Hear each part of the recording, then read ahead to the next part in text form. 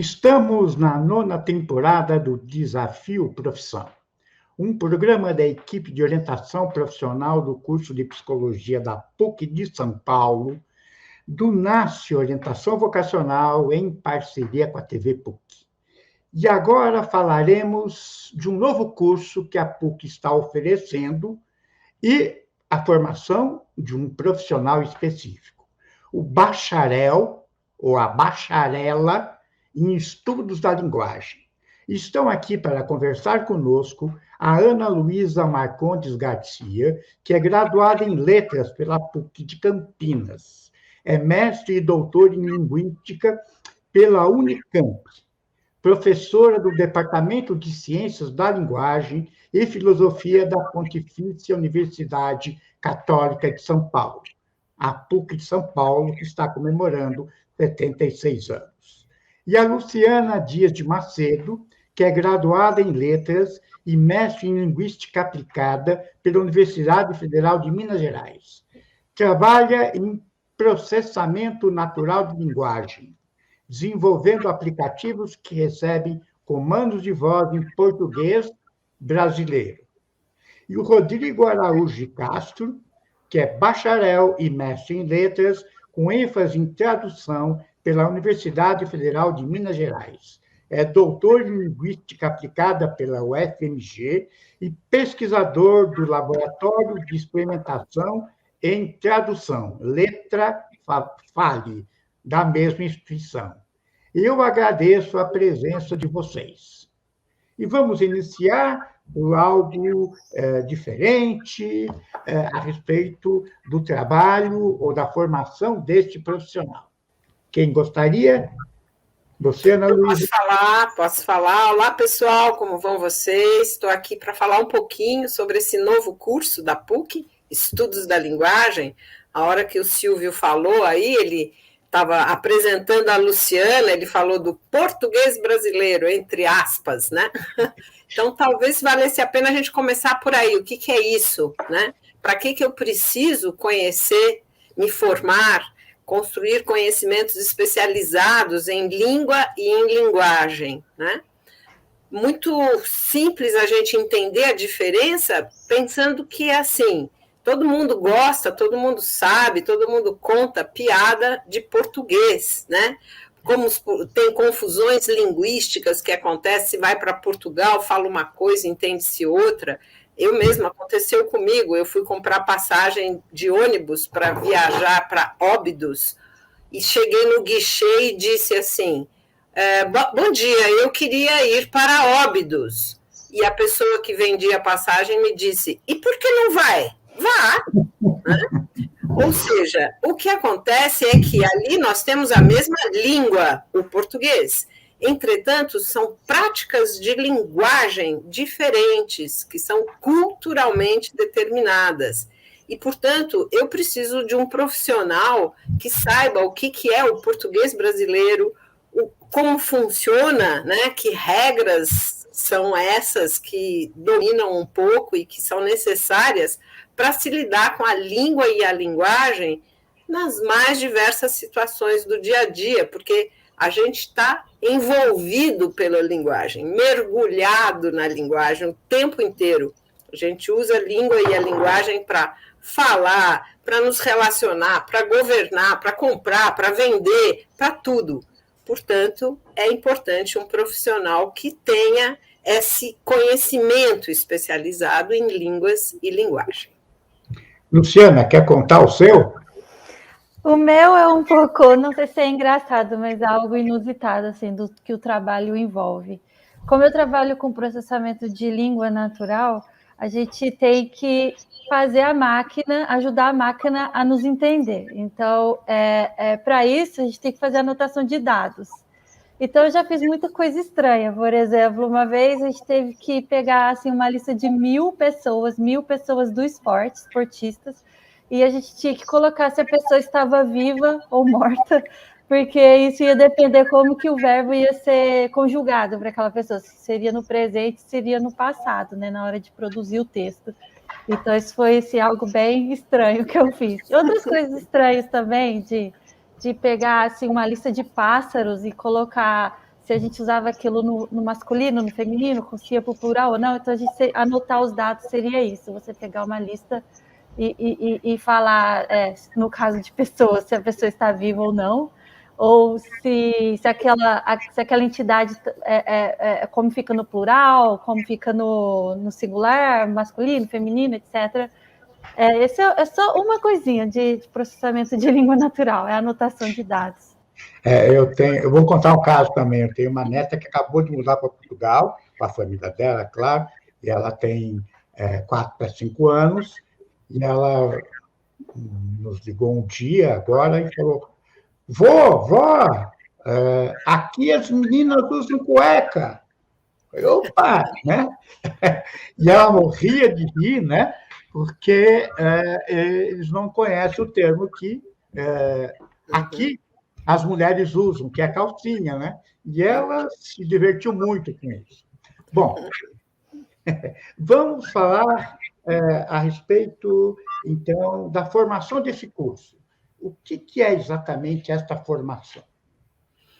Então, é uma formação que vai permitir que esse aluno, que o estudante, num curso de 3 anos, na graduação, construa uma série de conhecimentos necessários que até agora só era possível construir se você fizesse um mestrado ou um doutorado, né?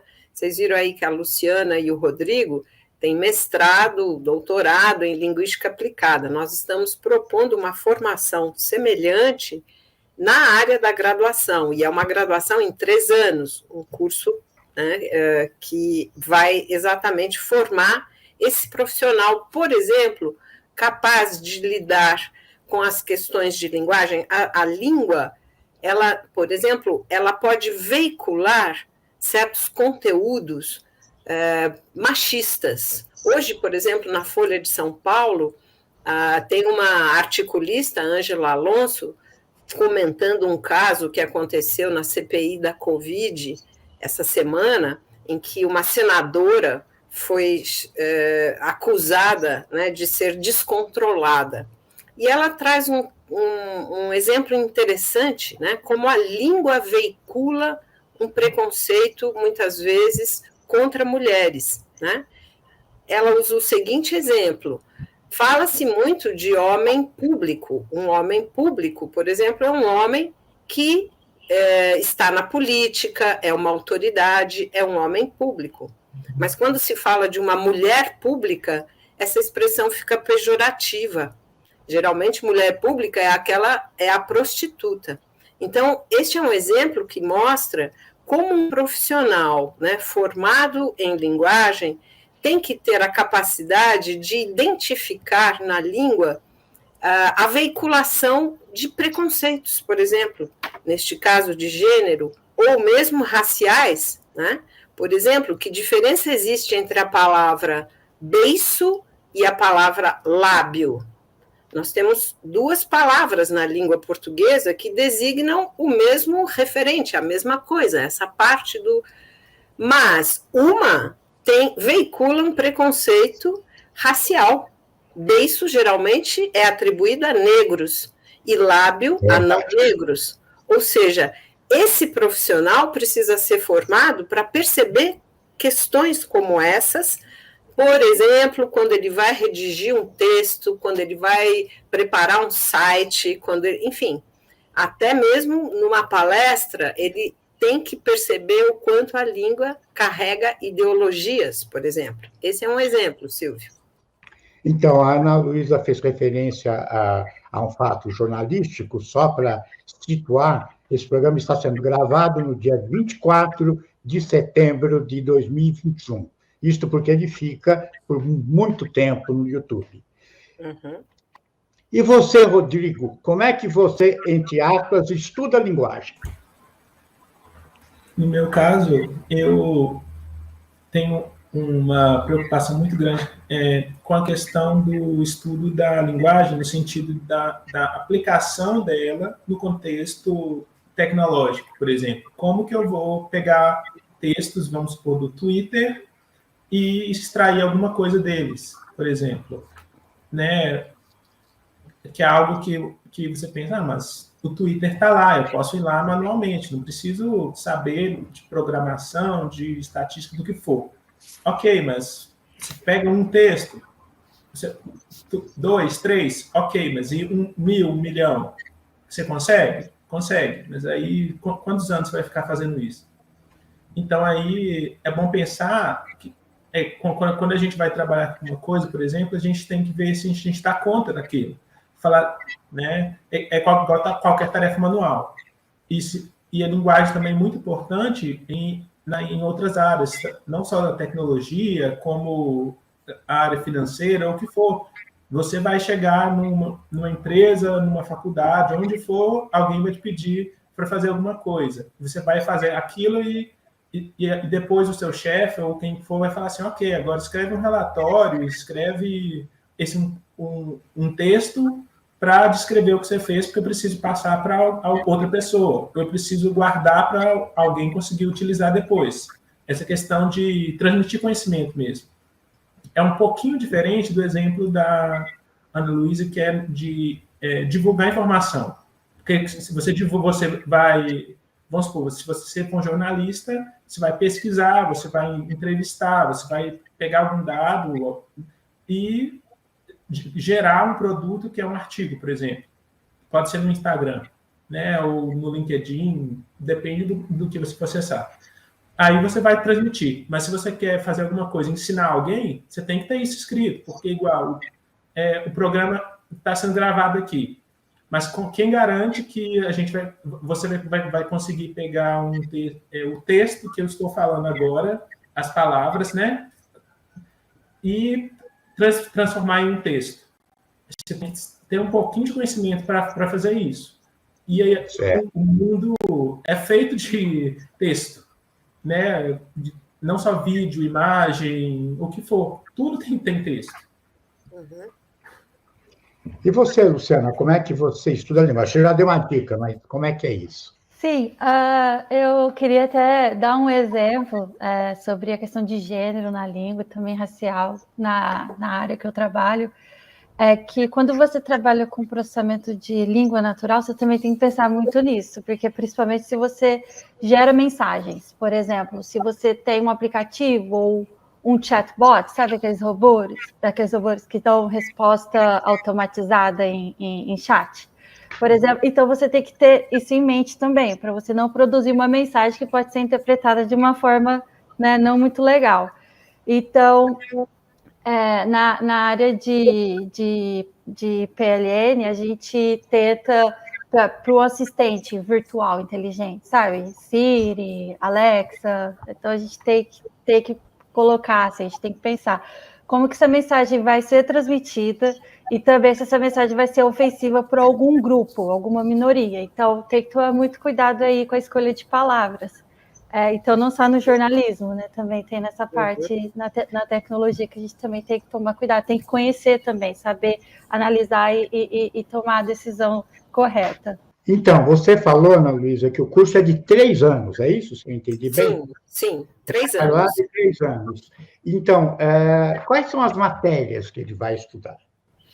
Por exemplo, uma das disciplinas se chama A Linguagem na Mediação dos Conflitos. Essa é uma área importante também nos estudos da linguagem, né? É muito comum hoje em dia que as pessoas, por exemplo, vamos imaginar uma situação, né? Você tem aí um conflito resultado de uma injúria, de uma ofensa verbal que pode ter acontecido numa rede social, entre condôminos que moram no mesmo edifício, até um desentendimento familiar e assim por diante, né? Normalmente, esse tipo de conflito iria parar na justiça, né? Seria resolvido por um advogado ou por um jurista.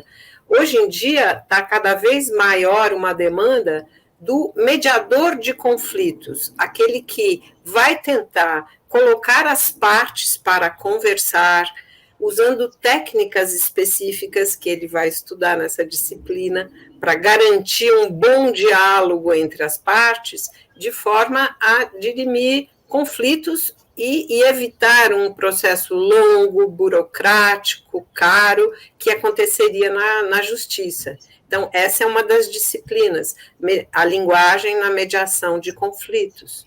Em que outras áreas, então, ele atua? Olha, uma área também que está... Não é atua, é formação, desculpa. Mas é atuação também, ele recebe a formação para poder atuar, né? No Brasil quase não se fala disso ainda, mas fora do Brasil fala-se muito de uma área que se chama humanidades médicas. Por quê? Acontece que cada vez mais é importante, imaginem, por exemplo, uma campanha de vacinação, como é o caso da Covid. É muito importante que o Estado, que o governo consiga falar com uma população. Nós temos um caso que foi, de fato, aconteceu, né? Houve uma demanda para que nós conseguíssemos formular uma lista de palavras, um glossário de palavras utilizadas por população de baixa renda para falar de sexualidade, do ato sexual, de como se nomeiam os órgãos sexuais, porque o governo queria fazer uma campanha acerca de métodos eficazes de não engravidar, né? Só que ele precisava se dirigir à população usando os termos que a população usa. Então, foi necessário ser feita toda uma pesquisa, coleta de dados, para elaborar uma lista de palavras a serem utilizadas nessa campanha de vacinação, nessa campanha de métodos anticoncepcionais. O mesmo se aplicaria numa campanha de vacinação, como nos dirigir à população, como garantir que a mensagem é entendida na linguagem em que é necessário que ela seja entendida. Essa, então, é uma área, essa das humanidades médicas, que começa cada vez mais a crescer fora do Brasil e que é contemplada no nosso curso também. Como o médico pode conversar com o paciente, ter certeza de que ele está sendo entendido e vice-versa, né? Então, isso é um exemplo. Isso pode mudar até de região para região do Brasil, quer dizer, você pode, no Nordeste, se usar uma palavra, ou num estado do Nordeste usar uma palavra e no outro não. Né? Você sabe que esse foi uma questão para aquele programa Os Mais Médicos, sabe? Aquele programa de médicos cubanos que vieram para o Brasil, porque como conversar com os diferentes pacientes. E fora isso, no Brasil, além das diferenças regionais do português brasileiro, Silvio, a gente tem uma riqueza linguística, nós temos línguas de imigração, como o portunhol, por exemplo, que já é a língua materna de uma geração. A gente tem as línguas de fronteira, as línguas indígenas, que são mais de 150. Ou seja, isso abre uma outra área do curso, uma outra disciplina, que se chama políticas linguísticas. Um governo tem que saber como vai lidar com essas línguas todas que caracterizam a sociedade brasileira. Um partido político tem que ter no seu programa questões relativas a como ele vai lidar, como o Estado vai interferir nas questões linguísticas daquele país. Olha, são tantas as disciplinas, eu estou tentando dar exemplos aqui, mas acho que deu para ter uma ideia de algumas. Então, qual seria a diferença desse profissional para um tradutor? Existem cursos de tradução, interpretação dentro da letras, né? Ou fora. Teria uma diferença?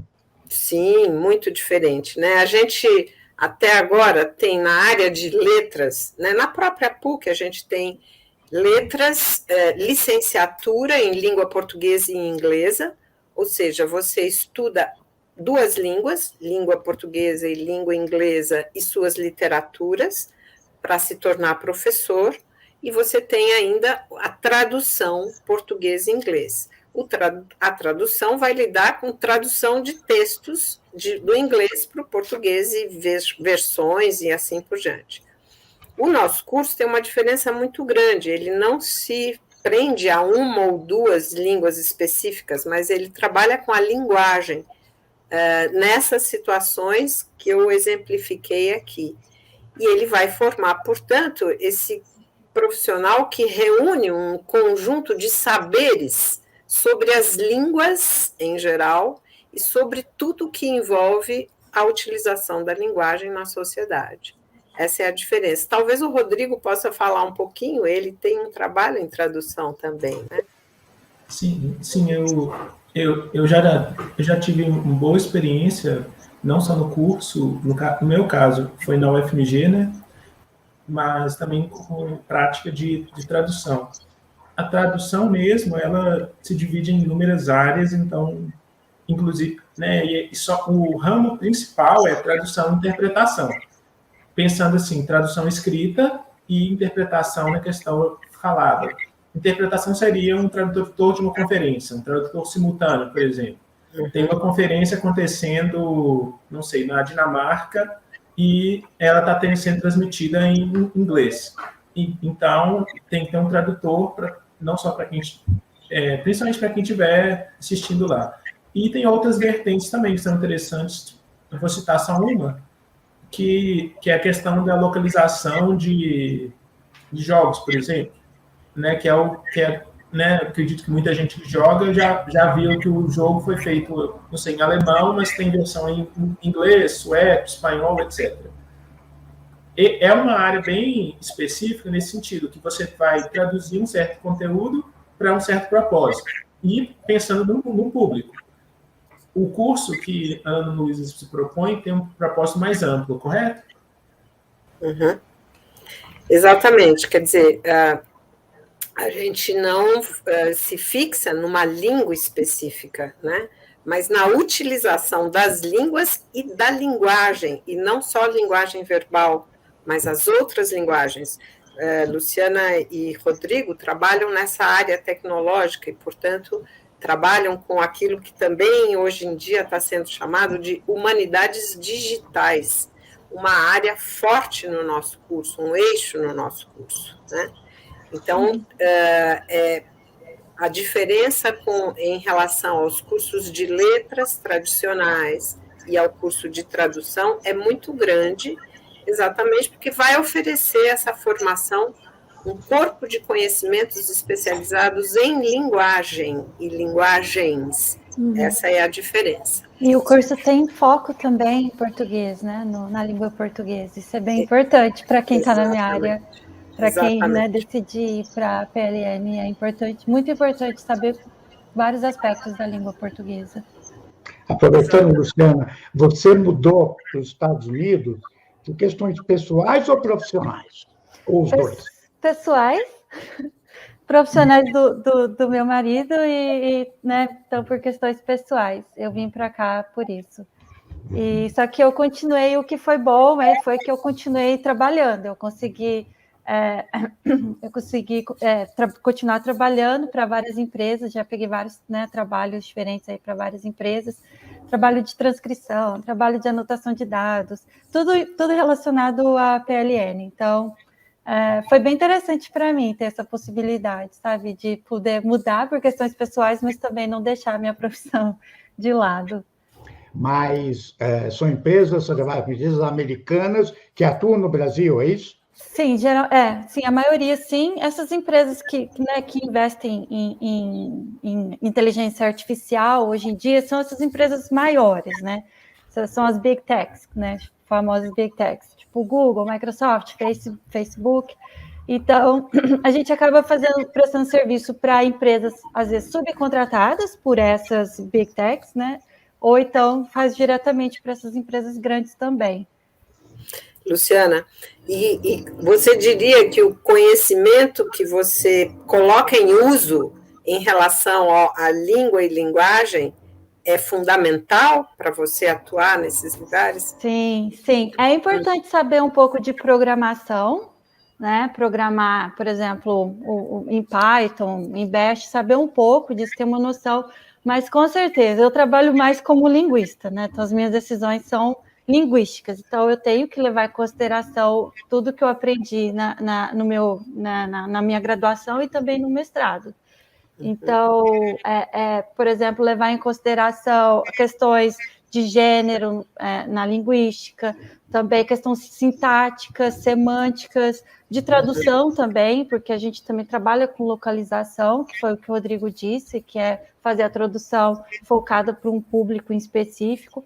Então, são vários aspectos em jogo. Também a fonologia, fonética, né? Como que as coisas são pronunciadas, entender, saber transcrever como que as palavras são pronunciadas. Então, isso é bem legal. Assim, a gente consegue trabalhar com várias sub-áreas da linguística, várias áreas da linguística no processamento de língua natural.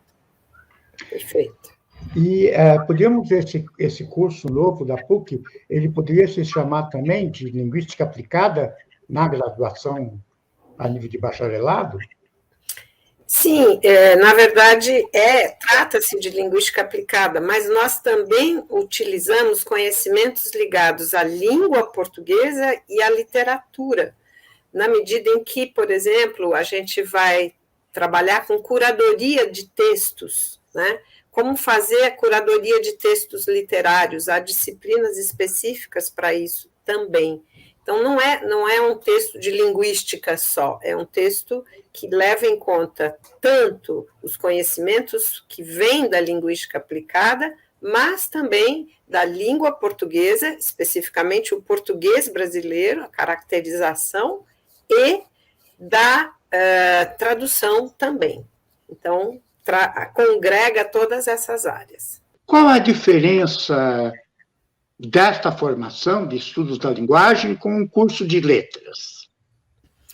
Olha, um curso de letras é um curso que vai focalizar uma língua, ou duas no máximo, né, português e inglês, e sua literatura, né, visando formar principalmente aquele professor que vai ensinar aquela língua e aquela literatura, né. O curso de estudos da linguagem é bem diferente, ele não focaliza uma língua específica, mas ele focaliza a linguagem como fenômeno humano, em todos esses casos que eu mencionei, e as línguas, de maneira geral, né? E, portanto, não tem uma semelhança com o curso de letras, licenciatura em português ou inglês, ou nem mesmo tradução, já que a tradução vai ocupar-se de interpretação e tradução de uma língua específica. Essa é a diferença. Eu agradeço as contribuições e até o próximo Desafio Profissão.